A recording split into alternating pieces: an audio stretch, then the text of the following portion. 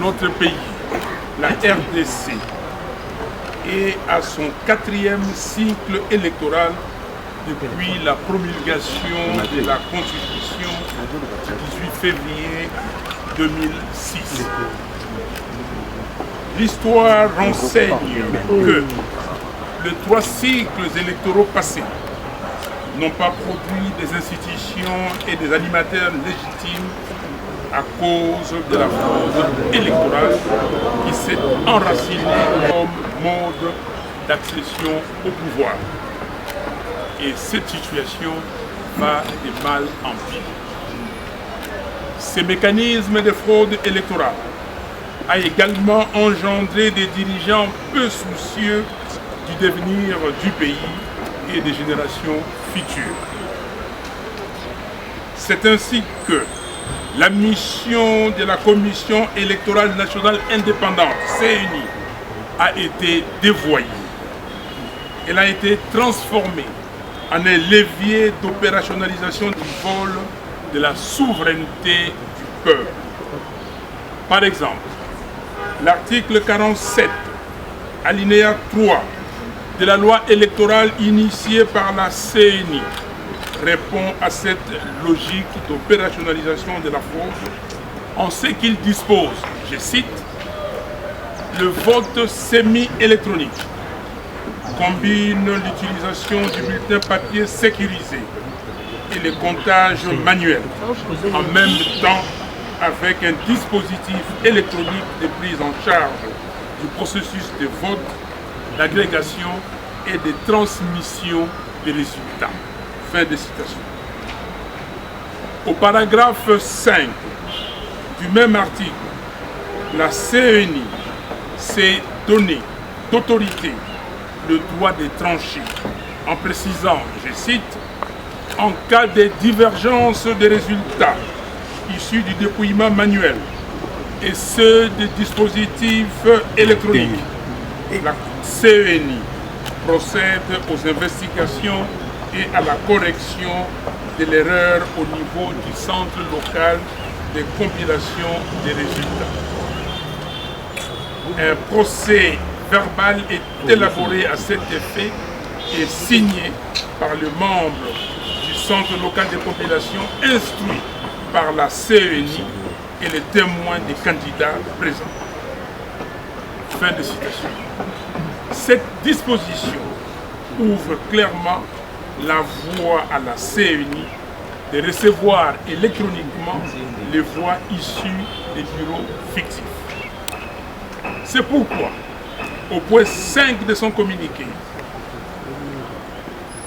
numéro 032/CENI/2023, la CENI insiste sur l'impératif pour elle d'observer strictement les cadres légaux et réglementaires en vigueur dans l'exercice de ses missions. Non, cette fois-ci, ça ne passera pas. Il est en effet temps que nous puissions arrêter cette hémorragie. Nous devons refuser que la CENI poursuive allègrement l'œuvre de se servir du peuple comme strapontin pour la matérialisation de la fraude et nous vendre une illusion de démocratie. Dans ce cadre, le communiqué de presse susmentionné de la CENI, en réponse à nos préoccupations présentées à M. Denis Kadima le 30 juin dernier, est une provocation de trop. En effet, contrairement aux affirmations de la CENI, l'audit externe du fichier électoral a un fondement en droit positif congolais. On sait que les audits externes précédents ont été réalisés sur base des décisions du bureau de la CENI, qui sont des actes réglementaires, source du droit, lesquels audits constituent par ailleurs à la fois une coutume et une jurisprudence administrative. L'audit externe par un organisme indépendant et réputé a pour but d'apprécier l'intégralité et l'inclusivité des données collectées en rapport avec les standards internationaux, de vérifier et de certifier la conformité par rapport aux lois et règlements de la République démocratique du Congo.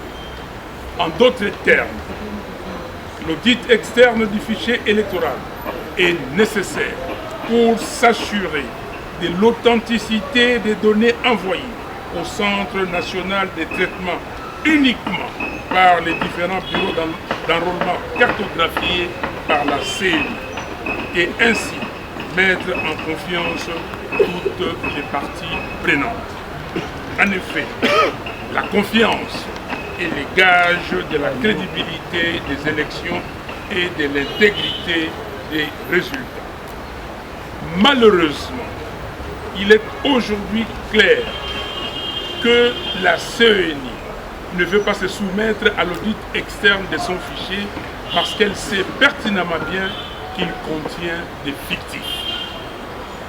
De ce fait, nous réaffirmons notre position.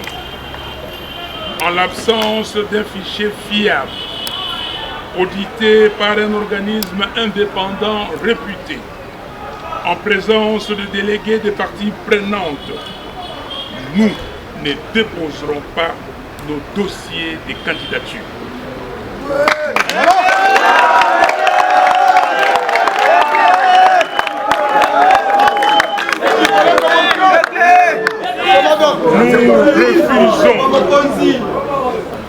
Nous refusons de blanchir la fraude et donc d'accompagner M.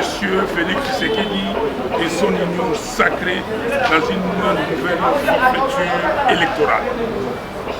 En conséquence, nous rappelons au peuple congolais que conformément à l'article 64 de la Constitution, nous avons l'obligation de faire échec à toute forme de dictature, d'où qu'elle vienne. Nous devons donc nous mobiliser pour empêcher que la parodie électorale en préparation ne se réalise. Ce n'est qu'à ce prix que nous allons recouvrer notre souveraineté et notre dignité confisquées. Dans cette perspective, nous allons entreprendre une campagne de mobilisation en vue de préparer le peuple à l'utilisation de l'article 64.